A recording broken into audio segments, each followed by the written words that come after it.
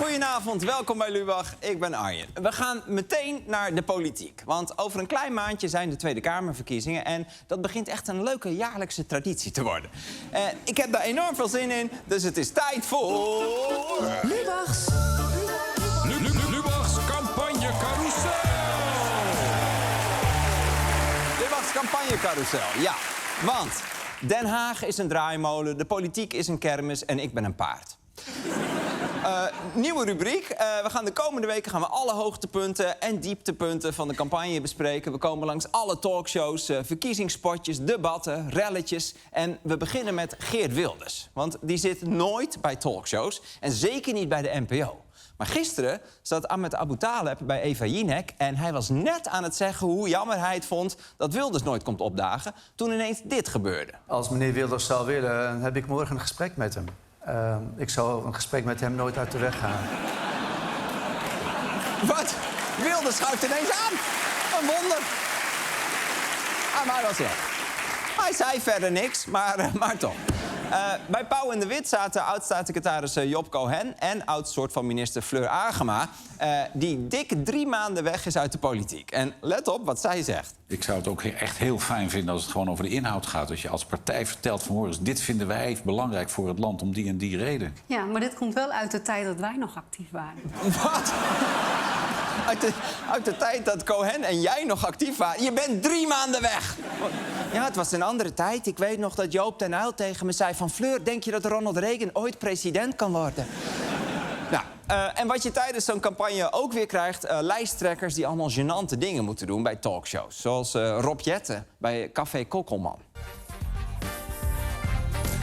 Staat u vaak eigenlijk voor de spiegel, meneer Jetten? Ja. Sven, jij hebt dit bedacht, hè? Ze hebben dit ook nog gedaan bij Gideon van Meijeren, maar die had geen spiegelbeeld. Over D66 gesproken, die zijn volgens mij nog een beetje aan het uitzoeken wat hun campagnethema wordt. Dit zette de partij gisteren online. Toen ik studeerde waren paddo's gewoon legaal.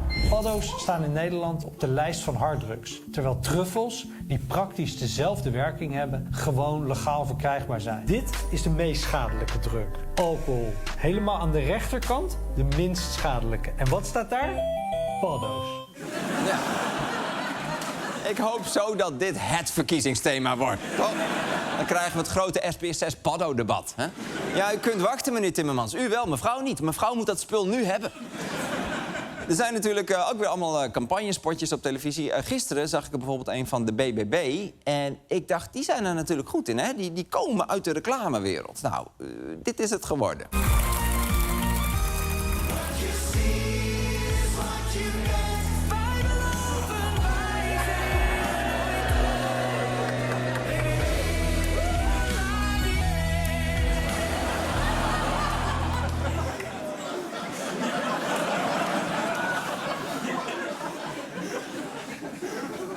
BBB Holla die. Wat super luid. Zing dan BBB kapot veel vee. Of BBB een boeren PVV. Hoe is dit gedrocht tot stand gekomen? BBB maakt zelfs een campagnelied met AI. Ik kan je echt vertellen, als je het een paar keer gehoord hebt... het is een oorhurm, zoals men dat noemt. De basislijnen van de toespraak die Caroline op de algemene ledenvergadering hield... heeft hij hier helemaal in verwerkt. En BBB Holladier, dat is ook bedacht door AI? Ja, dat schijnt dus goed te werken.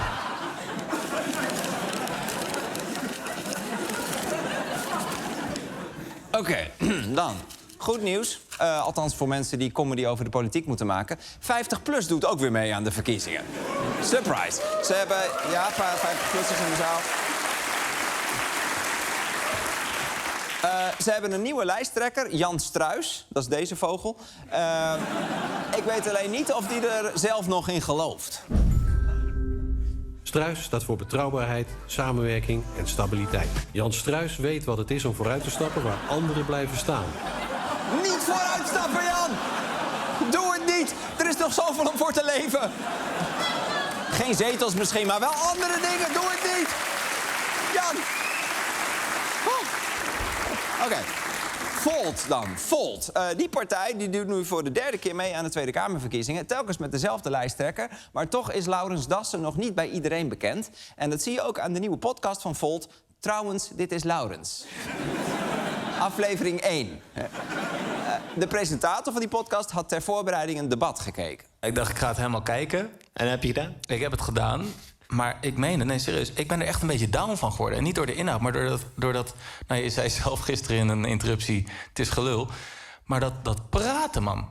Hoe hou je het vol? Hoe hou je het gelul en gepraat vol? Al dus een podcastmaker in aflevering 1 van zijn podcast. Hou Volt. En ik zag nog iets raars. Dick Schoof.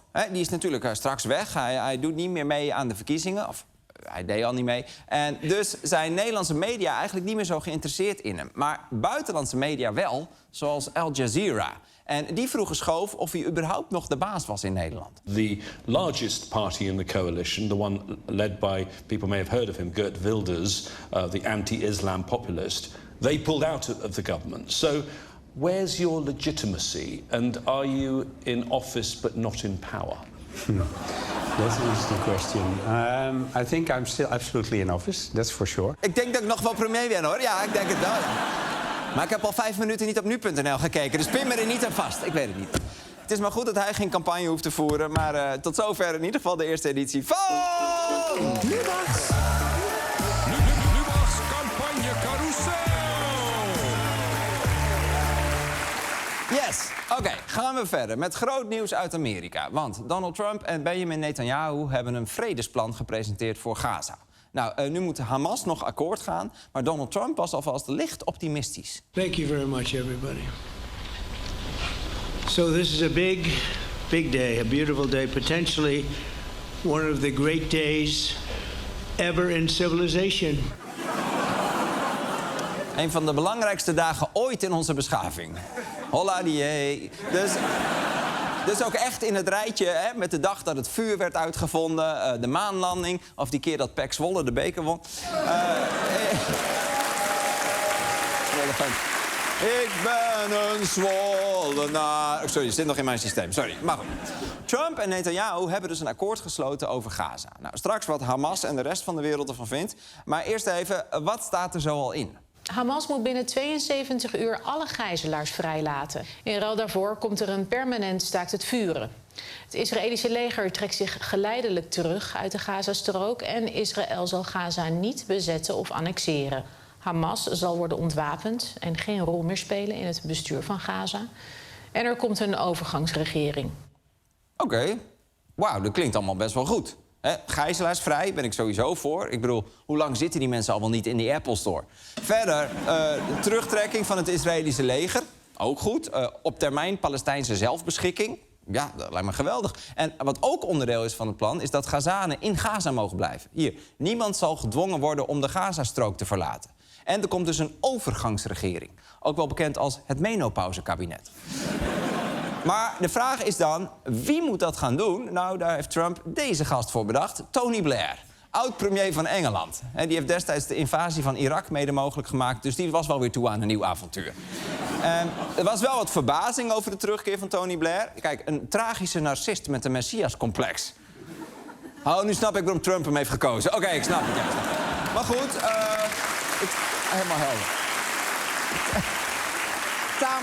Tamelijk ambitieus vredesplan dus. Hoe is dat ontvangen? Nou, goed nieuws. Er is best wel wat steun van Arabische en islamitische landen. Kijk, Saudi-Arabië, Qatar, Egypte, Pakistan. Allemaal prijzen ze de inspanningen van Trump. Nou, en de liefde was wederzijds. Saudi Arabia as an example. The king is a phenomenal person. President of Turkey, President Erdogan, is a friend of mine. A strong man, but a good man. President of Indonesia, somebody who's an amazing leader. Prime Minister Tani, who's really a great person. President El-Sisi of Egypt, who's terrific. The Emir of Qatar, he's incredible people. Ja, het zijn allemaal toppers. Was hier niet nog iemand vergeten? No president's been better to Israel than Donald Trump. Tuurlijk, oké, ja, baas boven baas, tuurlijk. enthousiasme dus over dat vredesvoorstel. Maar de vraag is natuurlijk, wat vindt Hamas ervan? Kijk, hier, de bal ligt nu volledig in het kamp van Hamas.